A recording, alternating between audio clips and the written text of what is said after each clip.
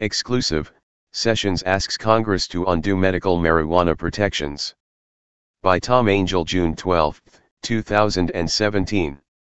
U.S. Attorney General Jeff Sessions is asking congressional leaders not to renew a current federal law that prevents the Department of Justice from spending money to interfere with state medical marijuana laws. I believe it would be unwise for Congress to restrict the discretion of the department to fund particular prosecutions, particularly in the midst of an historic drug epidemic and potentially long-term uptick in violent crime, Sessions wrote in a letter to Republican and Democratic House and Senate leadership. The department must be in a position to use all laws available to combat the transnational drug organizations and dangerous drug traffickers who threaten American lives. The letter, sent to Capitol Hill last month, was shared with mass roots by a congressional staffer. The protections are the result of a rider known as the Rohrabacher-Farr Amendment, after its lead congressional sponsors, which has been enacted into law with strong bipartisan votes for the past 3 fiscal years, including the current one. But when President Trump signed a fiscal year 2017 omnibus appropriations bill into law last month, he issued a signing statement that essentially reserved the right to ignore the medical marijuana protections. I will treat this provision consistently with my constitutional responsibility to take care that the laws be faithfully executed, he wrote. And when the president made his first full budget request to Congress, he did not include an extension of the provision. While President Obama never issued a signing statement concerning the provision, he did suggest that Congress delete it in his last 2 budget requests.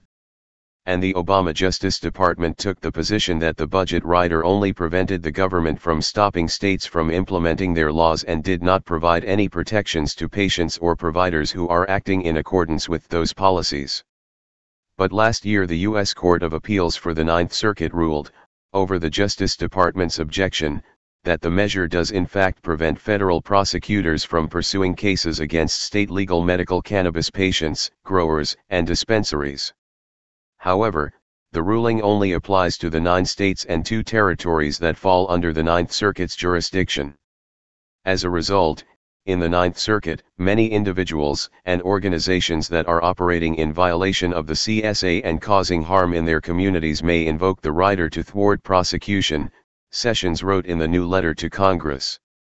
If other circuits issue rulings on the provision in the future, the Trump Justice Department could appeal the ruling to the U.S. Supreme Court.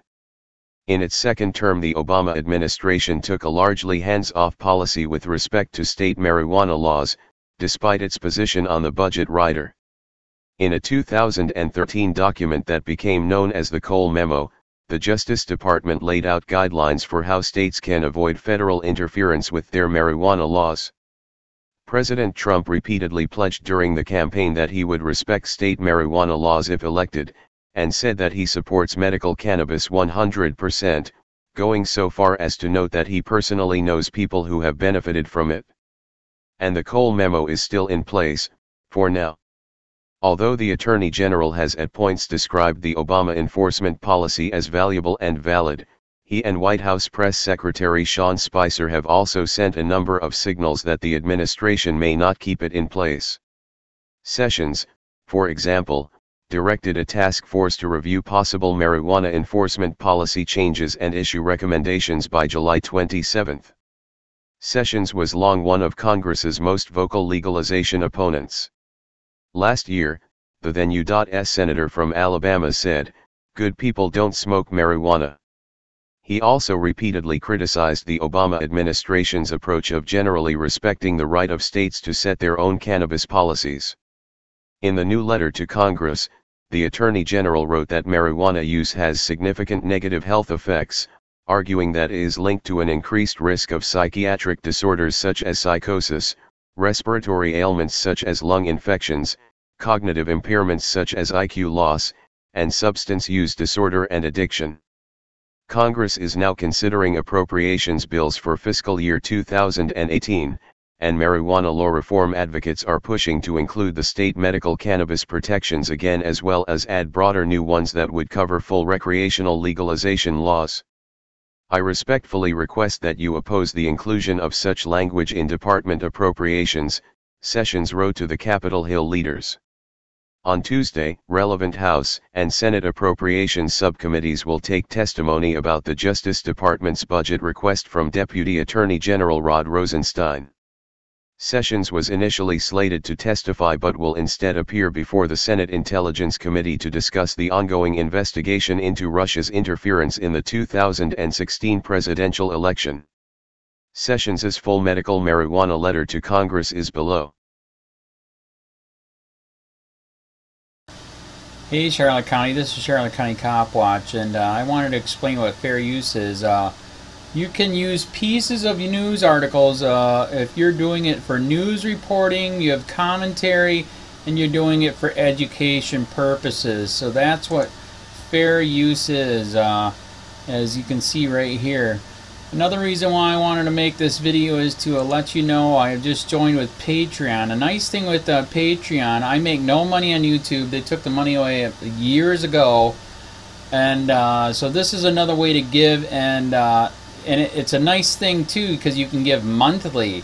You can give $1, $5, $10, whatever. I do 4 to 5 hours a day on trying to wake the sheeple up on how corrupt it is and different ways that you can fight the corruption. So Patreon is a way that you can do it, and then of course the old way is still there. Donate to Charlotte County COPWATCH with PayPal or credit card. So keep that in mind. 4 to 5 hours a day. I make no money, but the corruption happened to me and I'm sick of it, so I'm trying to wake people up. But my wife would love it if if we could get some help out there. There's 47,000 subscribers. Just think if each one of you subscribers just gave let's say actually yes, $1 a month. 47,000 subscribers gave $1 a month. That would be awesome. That's not going to happen. But anyways, that would be great if it did happen. But do the math in your head. Just think about it. Like I said, 4 to 5 hours a day. I get no money from YouTube. YouTube has gone nuts. You can't do anything anymore.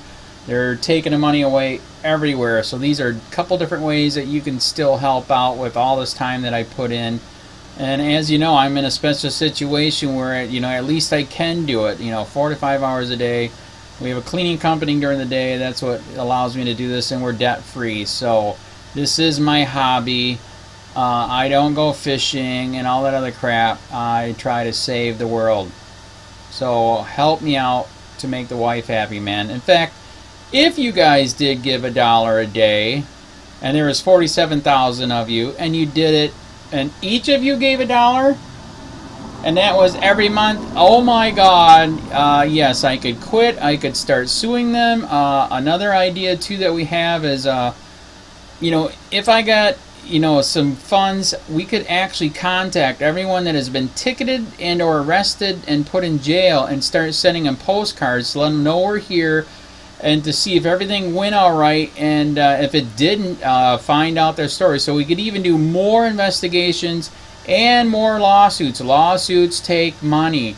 So just think about that. 47,000 of you so far right now. $1 a day. $1 a month on Patreon, or $5 a month Patreon, 10, 20, whatever. Just do the math in your head. Help out. This is a lot of work every single day. Thanks.